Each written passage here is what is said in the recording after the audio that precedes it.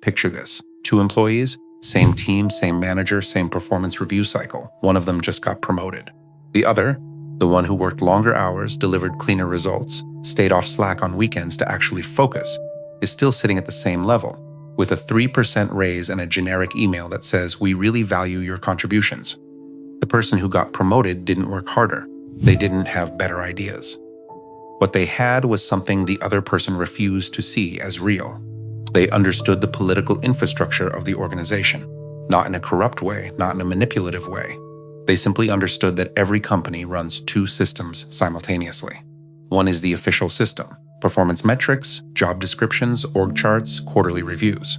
The other is the real system, perception, relationships, signal management, influence, and the invisible social capital that determines who gets elevated and who gets quietly managed sideways.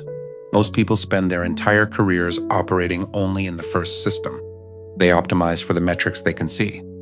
They chase scores on performance reviews, they complete the projects on the roadmap, and then they sit across from their manager during a feedback session and hear something that doesn't match any of it.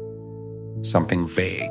Something about leadership presence or executive readiness or stakeholder alignment. Words that don't map to anything they were ever graded on. That disconnect is not accidental. It is structural, and it is the subject of this video. If you want to understand the hidden rules of work before they cost you, subscribe. Here's what most people believe. If you keep your head down, do excellent work, avoid drama, and stay professionally neutral, the organization will recognize you and reward you fairly over time. It sounds reasonable. It sounds like professionalism. It sounds like exactly what every HR onboarding session, every manager, and every piece of conventional career advice has ever told you. It is also one of the most career-limiting beliefs you can carry into a modern organization. The problem isn't that excellent work doesn't matter. It does. But excellent work in isolation is invisible work. Organizations are not designed to automatically detect quality and elevate it toward the surface. They are not built that way. They are designed to respond to signals. And staying neutral, consciously avoiding anything that smells like office politics, doesn't mean you are outside the system. It means you are being processed by the system without any input on the outcome. There's a difference between those 2 things, a significant one, and most employees don't realize which category they're in until the damage is already done. To understand what's actually happening, you need to understand the architecture underneath the official one. In any organization above a certain size, there is an invisible reputation layer running parallel to the formal structure. This layer is not written in any policy document. HR will never explain it during onboarding. It doesn't appear explicitly in a performance review. Your manager will almost certainly never describe it to you directly, but it shapes nearly every major decision made about your career. Who gets the high visibility project? Who gets included in the senior leadership meeting? Who gets mentioned when a new role opens up before it's ever posted publicly? This reputation layer is constructed from small data points accumulated over months and years. Who do you align with when 2 senior leaders disagree? How do you behave when a project is failing and the team is under pressure? What do people say about you in the conversations that happen after you leave the room? When your name comes up in a staffing discussion, does it generate energy or generate silence? These are not dramatic events, they are quiet, cumulative signals. And the organization is collecting them constantly, whether you participate in that process or not. Office politics, stripped of its negative connotation, is simply the navigation of this invisible layer. The people who are effective at it are not necessarily the loudest, the most aggressive, or the most manipulative. In many cases, they are the most observant. They understand that the organization is always forming a running opinion about them, and they make deliberate, conscious choices about what opinion they want it to form. Now here's the second layer. And this is where most people's thinking breaks down completely. When people hear office politics, they immediately associate it with compromise, with saying things you don't believe, with supporting decisions you think are wrong, with performing loyalty to people you don't respect, or building relationships through flattery rather than substance. And that version of politics does exist. You will encounter it. Some organizations are saturated with it. Some people operate exclusively within that model. But there is a parallel system, and it's the one that is actually sustainable over the length of a real career, where navigating the political environment and maintaining your integrity are not in conflict with each other. In fact, when done correctly, your integrity is one of the primary signals you are managing. Think about what integrity looks like from a purely structural standpoint inside an organization.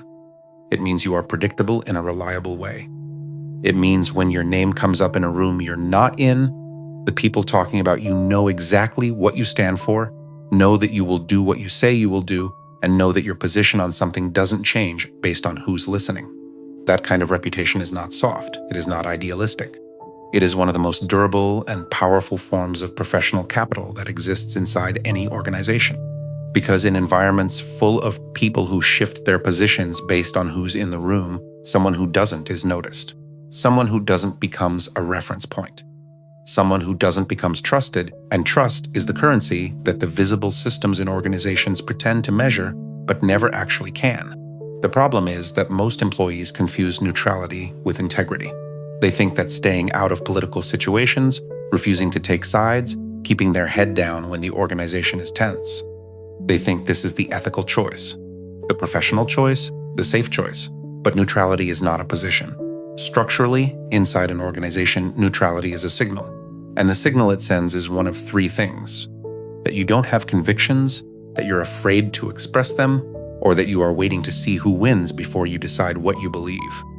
None of those are signals you want attached to your name when leadership is making decisions about who gets more responsibility, who gets access to the senior table, and who they trust when the situation gets complicated. What makes this harder to see is that the damage from political neutrality doesn't show up immediately. It accumulates slowly. For the first year or two, being invisible might feel safe. There's no risk, no conflict, no exposure. But what's also happening is that the organization is building a file on you, not a literal one, but a cognitive one, and the entry in that file is no strong signal. And when it comes time to make a decision, no strong signal is a decision in itself. What most employees never realize is that the absence of political engagement doesn't protect them. It just means other people's narratives fill the space where their own narrative should have been. You are being described by others constantly, in meetings you're not in hallway conversations, in the mental shorthand your manager uses when thinking about which names to put forward and which names to leave out, in the way a senior leader categorizes you after a single interaction that you've already forgotten, but they haven't. If you are not actively shaping that narrative through visibility, through communication, through relationship building, through the positions you take when positions are costly, someone else is shaping it for you. And they are not shaping it with your interests in mind. There's another mechanism that runs underneath this, and it's one of the least discussed realities of organizational life. The concept of internal positioning. Inside any company, employees are constantly, unconsciously, sometimes consciously, being sorted into informal categories by the people who have decision-making power, not based purely on performance, based on perceived trajectory. There are people the organization sees as growing assets. There are people it sees as reliable but static. And there are people it is beginning to think of as future problems, not because they've done anything wrong, but because the signals they're sending suggest misalignment with where the organization is going. The disturbing part is how early this sorting begins. Research on organizational behavior consistently shows that managers form strong impressions of employees within the first 90 days. Those impressions are not easily revised. They become the lens through which future behavior is interpreted. An employee who is categorized early as dependable but not leadership material will find that excellent work over the next 2 years is interpreted as confirmation of that category, not as evidence against it. The system does not automatically update. You have to force an update. And forcing an update requires political skill, not just performance. This is the mechanism behind what most people experience as career stagnation. They feel stuck, but they can't diagnose why. They're performing, they're not making major mistakes. Their reviews are positive. And yet something invisible is preventing upward movement. In most cases, the invisible thing is not incompetence, it's a frozen perception. An early categorization that was never actively challenged.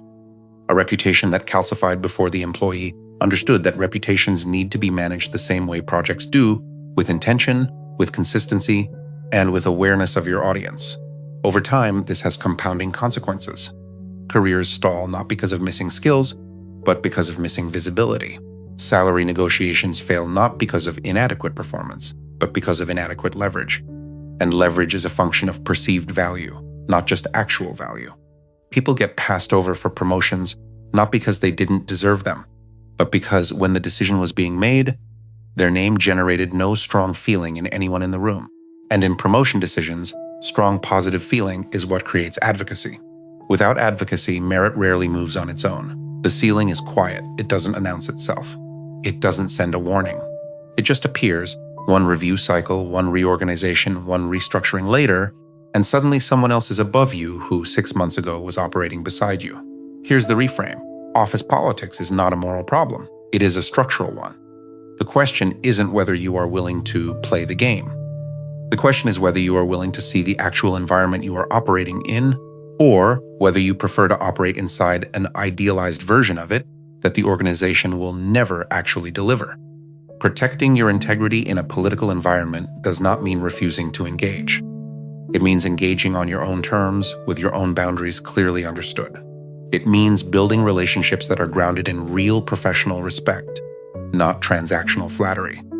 It means making yourself visible in the rooms and conversations that actually matter, not performing energy in rooms where nothing is ever decided.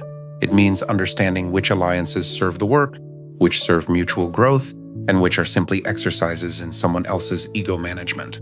It means being the person who can look a senior leader in the eye and tell them something they don't want to hear, and deliver it in a way that still earns their respect rather than their resentment. That is not weakness.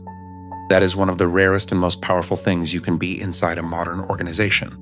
The employees who last, who rise without becoming unrecognizable to themselves, who maintain their self-respect inside institutions that often do not reward it. They are not the ones who avoided the political dimension of their careers. They are the ones who understood it clearly enough to move through it with precision. They stopped waiting for the organization to notice them and started actively managing what the organization was noticing. They understood that the reputation layer exists, that it is always being written, and that the authorship of that layer is either in their hands or in someone else's.